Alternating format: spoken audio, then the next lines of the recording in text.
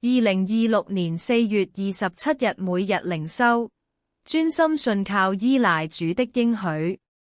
533全心依賴主。每日靈修小品。經文：你們務要警醒，在真道上站立得穩，要作大丈夫，要剛強。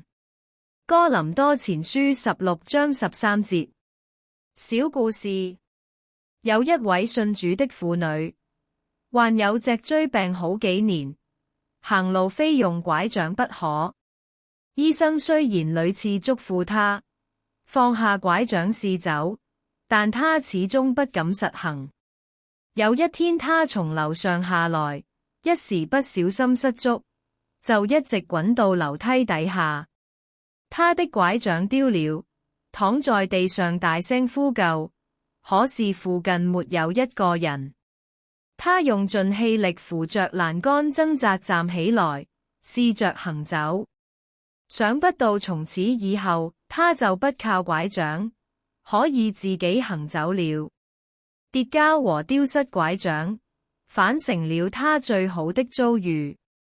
默想：在我們的生活中，我們會依賴許多事情，例如家庭關係、金錢、地位。可是，一旦我們失去這些依賴，我們就會掉入困境。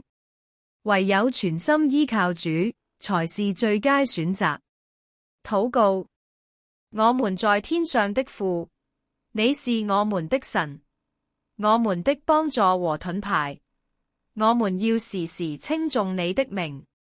求主赦免我們，很多時候會追求和依賴世上的財富、關係和勢力，但這一切都不能成為我們永遠的依靠，甚至可能會突然完全失去。